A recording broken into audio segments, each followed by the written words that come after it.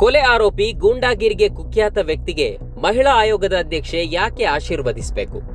ಇದ್ರಿಸ್ ಪಾಷಾ ಕೊಲೆ ಆರೋಪಿ ಸದಾ ಮುಸ್ಲಿಮರ ವಿರುದ್ಧ ದ್ವೇಷ ಕಾರುವ ಪುನೀತ್ ಕೆರೆಹಳ್ಳಿಗೆ ರಾಜ್ಯ ಮಹಿಳಾ ಆಯೋಗದ ಅಧ್ಯಕ್ಷೆ ಡಾಕ್ಟರ್ ನಾಗಲಕ್ಷ್ಮಿ ಚೌಧರಿ ಆಶೀರ್ವಾದ ಮಾಡಿದ ವಿಡಿಯೋ ವೈರಲ್ ಆಗಿದ್ದು ವಿವಾದಕ್ಕೆ ಕಾರಣವಾಗಿದೆ. ನೀನು 100 ವರ್ಷ ಬಾಳು, ನಿನ್ನ ಈ ಸೇವೆ ಇನ್ನೂ ಮುಂದುವರಿಯಲಿದೆ ಎಂದು ಪುನೀತ್ ಕೆರೆಹಳ್ಳಿಯ ಕೈ ಹಿಡಿದು ಅವರು ಆಶೀರ್ವಾದ ಮಾಡುತ್ತಿರೋದು ವ್ಯಾಪಕ ಆಕ್ರೋಶಕ್ಕೆ ಕಾರಣವಾಗಿದೆ.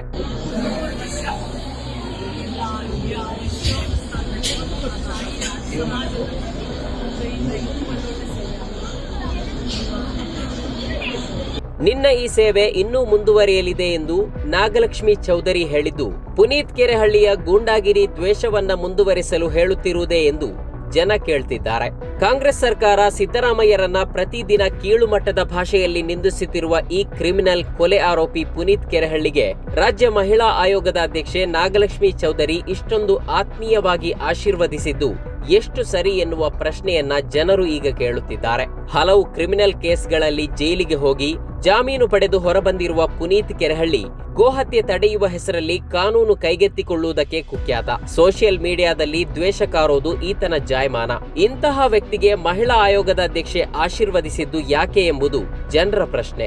ಒಂದ್ ಕಡೆ ಕಾಂಗ್ರೆಸ್ ಸರ್ಕಾರ ಕೆರೆಹಳ್ಳಿ ವಿರುದ್ಧ ಕಠಿಣ ಕಾನೂನು ಕ್ರಮ ಕೈಗೊಳ್ಳಲ್ಲ, ಇನ್ನೊಂದೆಡೆ ಈ ಸರ್ಕಾರದ ಅಧೀನದಲ್ಲಿರುವ ಮಹಿಳಾ ಆಯೋಗದ ಅಧ್ಯಕ್ಷರೇ ಇಂತಹ ಕ್ರಿಮಿನಲ್ಗಳಿಗೆ ಆಶೀರ್ವದಿಸುತ್ತಾರೆ ಎಂದು ಜನ ದೂರಿದ್ದಾರೆ.